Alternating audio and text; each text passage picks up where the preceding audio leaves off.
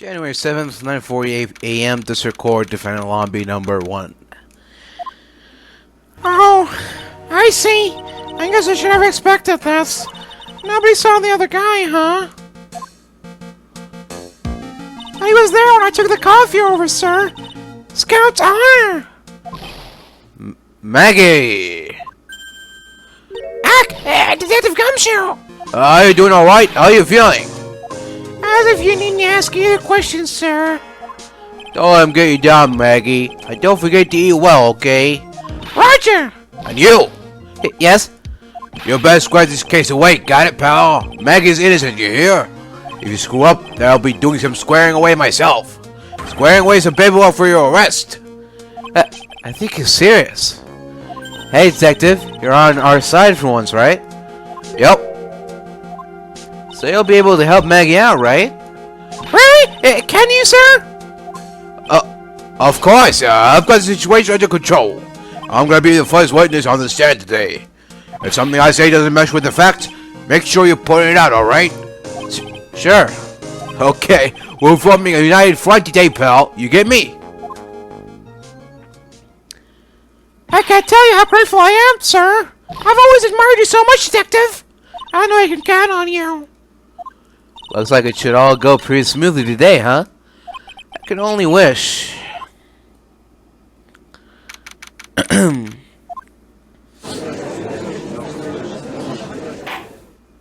Court is now in session for the trial of Maggey Bird. The defense is ready, Your Honor.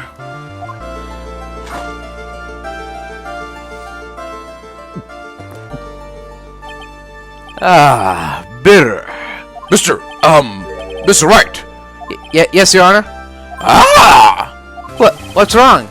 Nothing. It's just whenever I addressed you in the previous trial, your response was, "You's talking to me?" It was a little, well, intimidating. No, that wasn't me. That was the phony Phoenix. I see. So our trusty Phoenix Wright is back with us now, is he? Our trustee? So, Mr. Godot, your opening statement, please. Mr. Trite, whether you're a fake or the real deal, we will find out soon enough through the trial today. But I can already tell you, I'm the real Phoenix Wright. I wasn't questioning whether you are Phoenix Wright or not. I was questioning whether you had studied law or not. That's what I intend to find out. There's no denying it. Behind that mask is a man who really hates me for some reason or other. As everyone is aware, the court has already given its verdict on this case once. Therefore, I won't stand for irrelevant testimony during this retrial. Nor will I stand for a simple repetition of the evidence presented in the last trial. I'm not planning on repeating anything that phony me said. Trust me. Now then, Mr. Godot, please summon your first witness.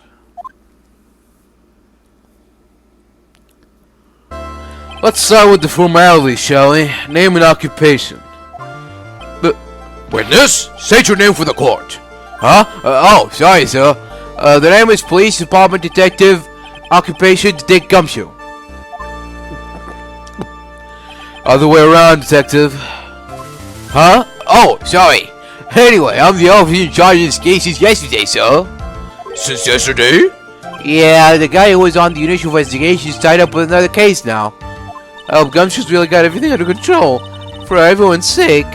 I see. So, Detective Gumshoe, would you outline for the court the basic facts of this case? Yes, sir. The victim's name was Glenn Elk. He was a professional programmer. He was on the payroll of Blue Screens Inc., a local company. This is the victim's autopsy report. The court accepts this into evidence. And here are the floor plans of the restaurant. When the incident took place, the victim was sitting right here. A poisoned coffee was brought over to him by the waitress. The waitress being the accused. Yeah. The victim died from poisoning almost immediately after he took a sip of the coffee. At the time of the incident, there were 2 other people in the restaurant. Mr. John Armstrong, the owner and chef, and a regular by the name of Mr. Victor Kudo. It still seems to be a very straightforward case to me.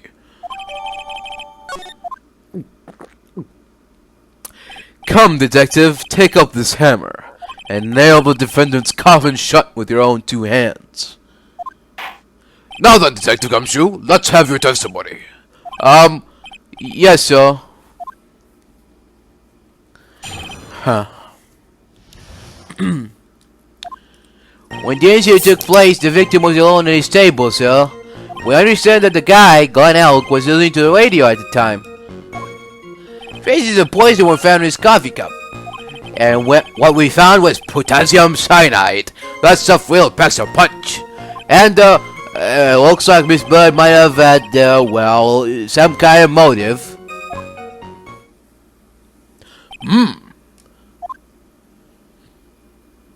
Using the dark aromatic depths of coffee to conceal the poison.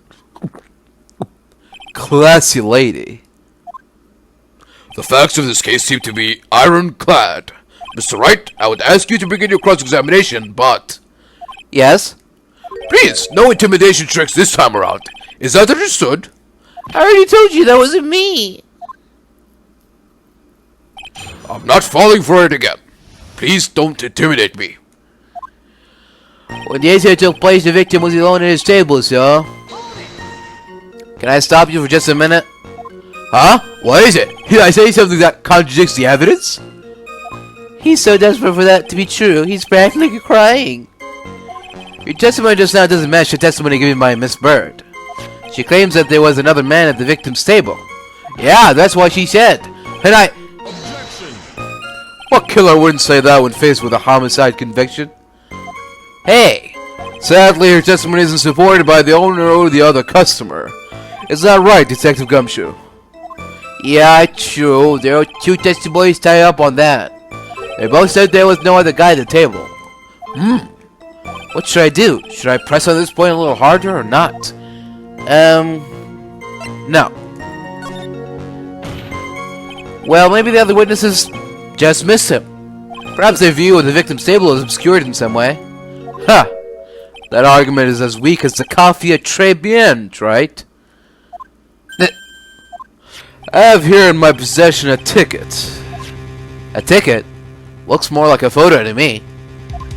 Yes, a one-way ticket to Guiltyville. Population the defendant. This is a photograph taken from near the entrance to the kitchen. This is a scene that was witnessed by the chef moments after the poisoning took place, correct? I think the court will agree that with such a clear view of the crime in the scene, how, Mr. Trite, could anyone have overlooked the second person at the table? Erg! It certainly seems to show the victim's table extremely clearly. Huh. Well, I understand that the guy, Glenn Elk, was listening to the radio at the time. He was listening to his radio, you say? Yeah, he had a portable radio in his chest pocket. Maggey told us that too, didn't she? Something about how one of them had some sort of earpiece. What should I do? Should I press on this point a little harder or not? I mean, why not? And what was it that the victim was listening to on the radio, Detective Gumshoe? Huh? How should I know? Thanks a lot. We're now one step closer to the middle of nowhere. This isn't going very well, is it? Detective, could you perhaps tell us about the poison and how it was used? Traces of poison were found in his coffee cup. So, traces of the poison were found in the coffee cup and nowhere else. Not sure I get you, pal. Was the poison a liquid or was it a powder? If I had to put it in layman's terms, I'd say it was a powdery substance. So the poison could have been in anything that was on the table. Sugar, salt, pepper. Huh. Do you put salt and pepper in your coffee, Trite? The victim took his coffee black with no sugar. It seems to me that the poison could only have been in the coffee. What should I do? Should I press on this point a little harder or not? Yeah, why not? Are you absolutely positively certain that the victim even drank any of his coffee? Huh? What do you mean? According to this file, the poison was found in the victim's coffee cup. But what proof is there that the victim ever drank any of it? Oh, hey, you're right. That's why I was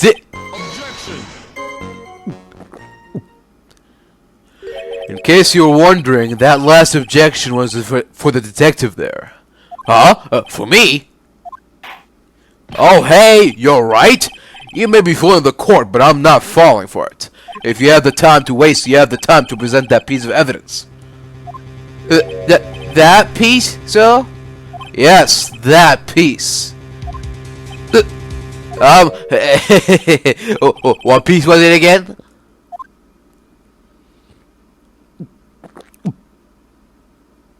This. Should I be grateful this coffee's only hot enough to give me first-degree burns? Oh, now I remember. This is the, victim's coffee cup. Yes, the victim's cup. Take a good look at the rim. Oh, yes, it's unmistakable. There's clearly a coffee stain on it. Conclusive proof that the victim did drink the poisoned coffee that was in this cup. The victim gulped down the bitter death that the waitress brought to him. Like this! For record, the only prints of the cup were the victims and the defendants. Huh. Upon further investigation of this cup, we find a certain chemical substance. And what we found was potassium cyanide. That stuff really packs a punch. Potassium cyanide. I've heard of that chemical before. Exactly how strong is this poison, Detective Gumshoe? Well, that stuff's lethal. Eat too much and your history. How much is too much? A lethal dose is 0.2 grams. That's about enough to finish anyone off. 0.2 grams? How much is that? You know when you swap your ears for earwax? Yeah, about that much. Earwax, huh? Sounds like something Gumshoe's got an abundance of. Such a small quantity of poison could have been concealed anywhere. And, it looks like Miss Bird might have had, well, some kind of motive. Some kind of motive? Yeah, but if you ask me, it's been blown way out of proportion. You know what my golden rule is, Detective? Check out a bad cup of coffee. You can always get another. Huh? I don't get it. I'm saying we could always get another witness on the stand if we have to check you out. Go? So stick to the facts, Detective. Now then, what was Miss Bird's motive? Come on, Gumshoe. They said she wanted to steal a lottery ticket. I knew it. That's what we heard yesterday, too. It disappeared from the scene of the crime. And it wasn't just any lottery ticket. It was a winning ticket for $500,000. Mr. Armstrong knew about the ticket too, didn't he? But he stole the wrong one. Then, is it possible Maggey stole the winning one? What should I do? Should I press on this point a little harder or not? Of course. Wait a minute. The mere fact that the lottery ticket disappeared in no way implicates my client. Ha! I have here in my hand the very ticket in question. That's the $500,000 lottery ticket? Why, the female police officer found it when she was conducting a search. Of the defendant.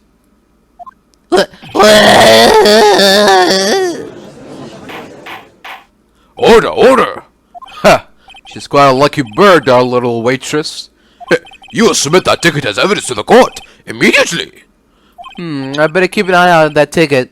The way the judge's voice is quivering. This ticket was presented to the court in the previous trial too. But it feels heavier now somehow. $500,000, you say? It's just a scrap of paper. What matters is where it was found, Your Honor. And that's on Maggey's person, unfortunately. That's enough. The facts of this case seem overwhelmingly clear to me. The defendant had ample opportunity to commit the crime of which she is charged. Furthermore, it seems beyond reasonable doubt that she did indeed commit this crime. I like an old man who knows the score. There's also the matter of the $500,000 lottery ticket. That alone provides a very credible motive. I mean, for that sum of money, even I might be tempted to bend the rules. I don't mind an old man who is weak to the siren call of money. Not good, Nick. The evidence against Maggey is starting to pile up fast. Yeah, that's because the court has ruled guilty once already. I'd say it's about time to wrap up this repeat performance with one final decisive piece of evidence. He's got more evidence against Maggey. This is the apron that the delightful Miss Bird was wearing at the time. Wow, that's not the cleanest apron I've seen. That stain looks like it can be blood. Can it? Ha! It seems the star of our play was a little flustered and somehow spilled coffee on herself. The coffee? That's not exactly the first thing that caught my eye. Of course, the coffee stain isn't the most interesting thing about this apron. No, there's something else that stands out even more. Something else? I presume you mean... Of course, I'm referring to the pocket. The pocket? A search carried out right after the incident uncovered this. Potassium cyanide, the very poison used by the killer, was in her apron pocket. A bottle of poison in Maggie's pocket. Yeah, and Maggie's prints were the only ones on it.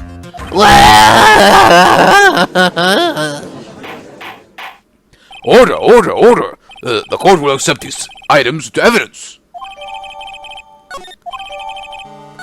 There's something still bothering me. Mr. Godot, why have you not explained the blood stain to the court?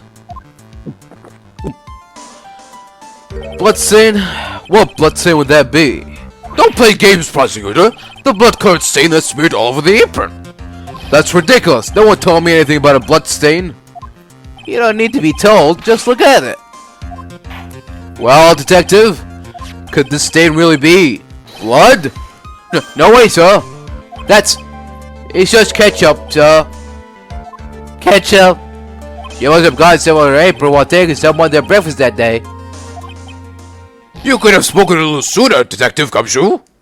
Pull stuff like that again and I'll have you drink 17 cups of ketchup, witness. I thought everyone knew what it was already. I haven't seen anything yet to make me doubt the last ruling I made on this case. The motive, the opportunity, and the supporting evidence. They have all been clearly established. Well, Trite, it seems you really are a phony after all. Arg, you really know how to drive a man nuts. Witness, please continue with your testimony. Describe for the court the crime scene and the findings of your investigation there.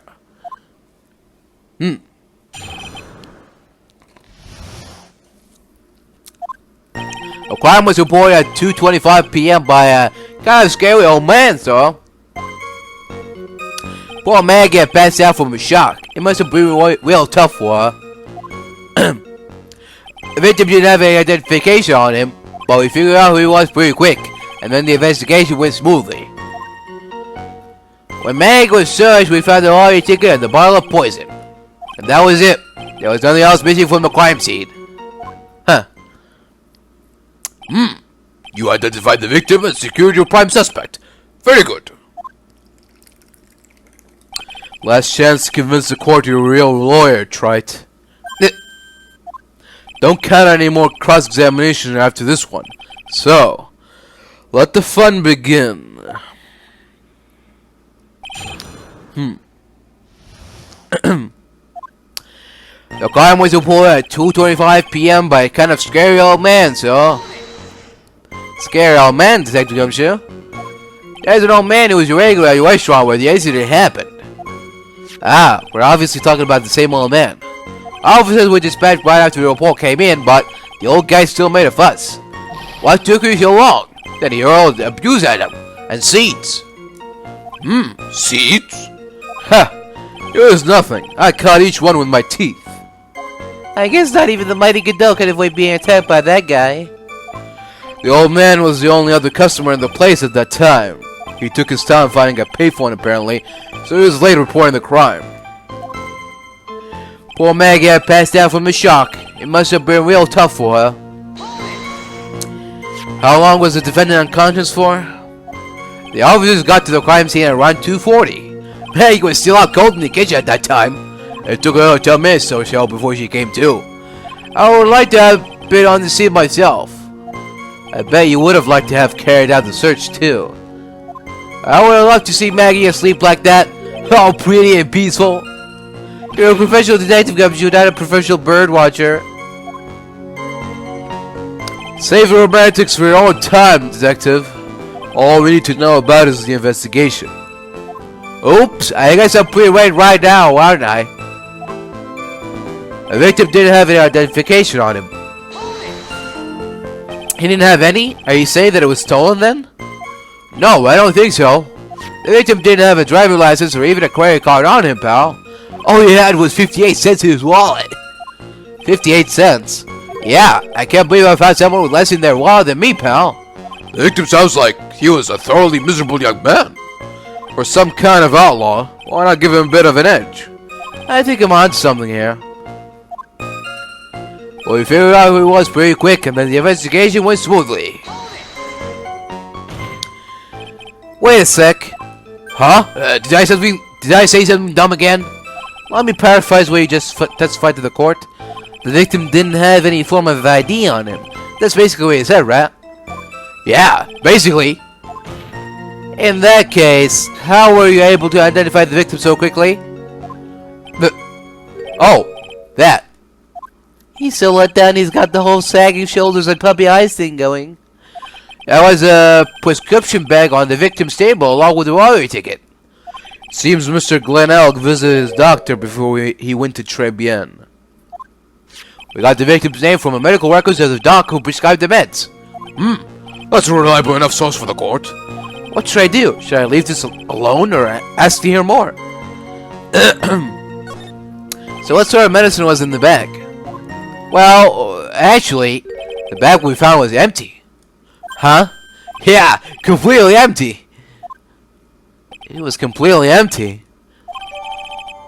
Huh. You're entering an empty paper bag as evidence? Desperate, are you, right? Now, what happened with the investigation after that, detective? When Maggey was searched, we found the lottery ticket and a bottle of poison. But the defendant had been passed down for a while, correct? In that case, isn't it possible someone planned the evidence in Maggey's pocket? Hey, yeah, you've nailed it, pal. It happens to me all the time. We had a department party the other day, and when I got home, I was wearing the boss's shoes. Keep up this crazy testimony, detective, and those shoes will end up down your throat. Sorry. So, Trite, someone planned the evidence in Maggey's pocket? That's a pretty bold statement. Care to back it up with that evidence? Well, I'd love to have had any. It appears you have no evidence to support your theory, Mr. Wright. Continue with the testimony, witness. And that was it. There was nothing else missing for the crime scene. So, the $500,000 lottery ticket and the bottle of poison were accounted for. Yeah? Interesting. It's true that those two items are accounted for. But wasn't there another lottery ticket that was stolen that day? Oh, yeah! The one the restaurant owner took. He won a whole dollar with it. What a lucky guy, huh? They're just gonna let him get away with it? It was just $1, detective. I guess no one cares when it's that little. Except for Gumshoe. If I don't find a hole in this testimony, the judge is gonna hand down his verdict. Gumshoe hasn't given us anything to work with. We can't find any contradiction if he doesn't give us something. Yeah, that's true. But Maggey and Gumshoe are like Dumb and Dumber. Our only hope is that they were so dumb, they missed something obvious. Come on, Gumshoe, be the dumbest you've ever been. Alright. Nothing else missing from the crime scene? What about this? Detective Gumshoe, I think I should point something out to you. There is just one small contradiction in your testimony.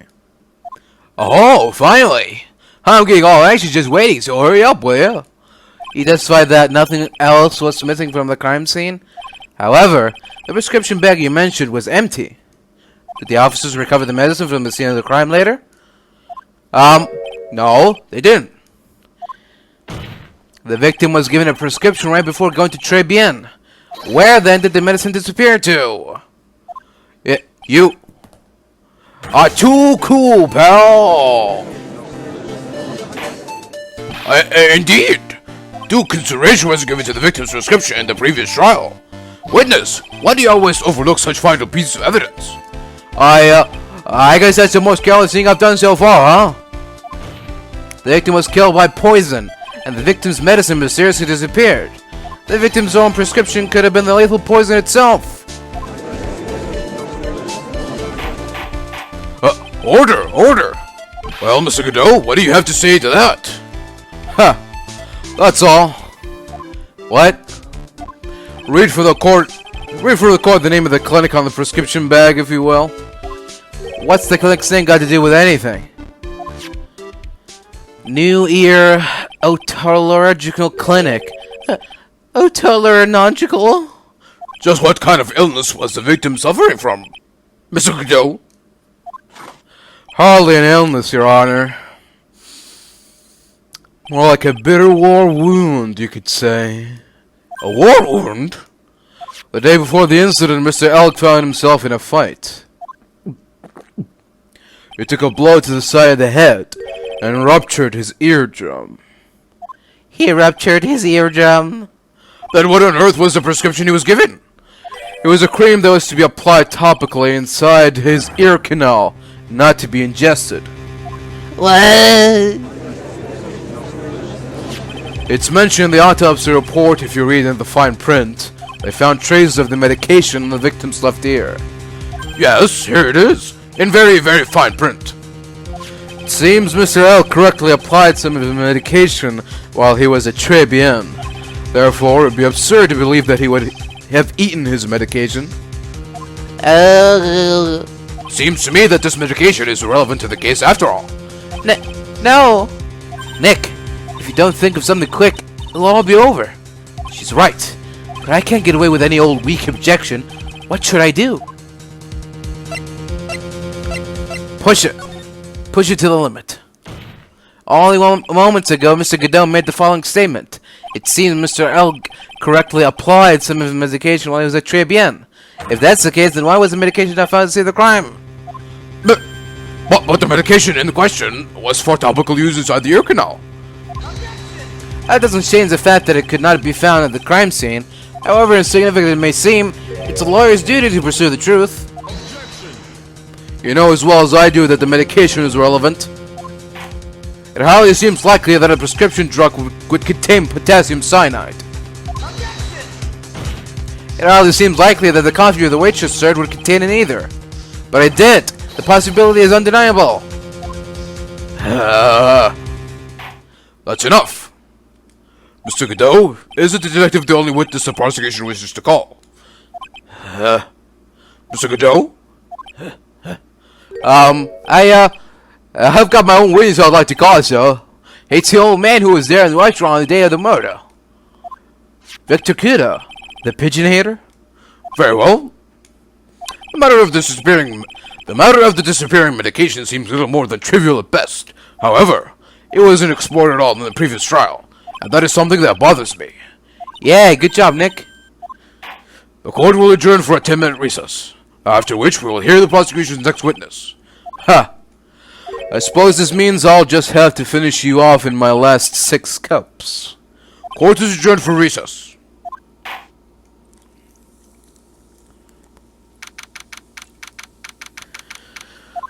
Phew, that was close. Tell me about it. I nearly died in there. That's my line, sir! No, it's my line. I think I really did die a little bit. Looks like we all nearly died in there. I can't believe Detective Gumshoe! How can you betray us like that? Huh? He said he'd help me, but he totally set me up! I don't think he meant to do that, Maggey. He was backed in a corner. I mean, the guy's got to do his job, right? It's okay, I know all about the lies and betrayal. I've had them my whole life. That really hurt this time. It felt like someone punched me hard in the stomach. I hate that guy. I don't ever want to see him again. Poor Gumshoe. So the next witness is going to be that old guy from the park, right? Yeah, Mr. Kudo. Lover of waitress outfits and projectile seats. I bet he's going to be really stubborn. I mean, he's pretty set in his ways, you know. Yeah, he's a big old grouch. Are you going to be able to handle him, Nick? Yeah, I can take whatever he throws at me. Even those never-ending bird seeds.